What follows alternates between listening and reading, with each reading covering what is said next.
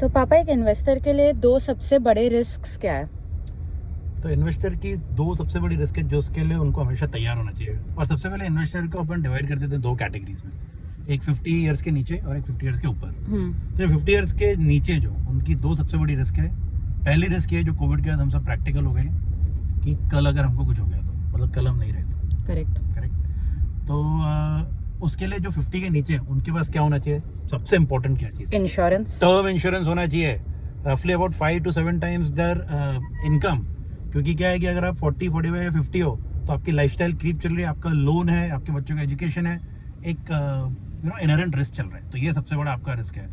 और आपको ULIP, money back, endowment, traditional policies, LIC की पॉलिसीज और ये सब पॉलिसीज नहीं करने। ओके। और 50 के नीचे वालों का दूसरा क्या बड़ा रिस्क है कि अगर हम 95 ईयर्स तक मर ही नहीं रहे, वो भी तो एक रिस्क है ना। करेक्ट। अमर हो गए तो क्या करेंगे? तो उसके बाद आपको इसलिए इन्वेस्ट करना है, आपको ऐसे एसेट्स में इन्वेस्ट करना है जो इन्फ्लेशन बीट करे, ना कि ऐसे एसेट्स में कि जो कि मतलब आपका कॉर्पस पहुंचे से 3-4 करोड़, आपको पहुंचना है करीब 8, 10, 15 करोड़, 20 करोड़।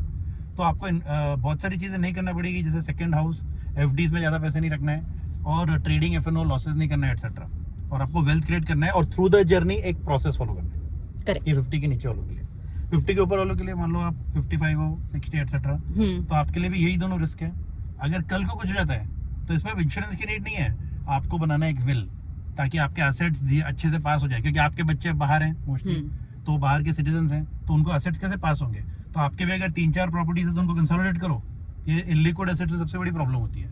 और दूसरा क्या है उनकी रिस्क? सेम, अमर रहे तो 95 ईयर्स तक नहीं मर रहे, तो आपको भी आपके जो पोर्टफोलियो है उसमें आपको एक SWP का प्लानिंग करना है। एक तो आप रिटायर करो या प्रोसेस फॉलो करना है, प्रोटेक्ट एंड ग्रोथ स्ट्रेटेजीज लगाना है, वेल्थ क्रिएशन एसेट्स में ज़्यादा पैसे रखना है ताकि आप लॉन्ग टर्म के लिए आप वेल्थ बना सको। ओके। और जो बहुत सारी गलतियां मैंने बताई है जो थ्रू दिस वीडियो, वो आपको इस जन्म में नहीं करना है, आप अगले जन्म में कर लेना। That simplifies it.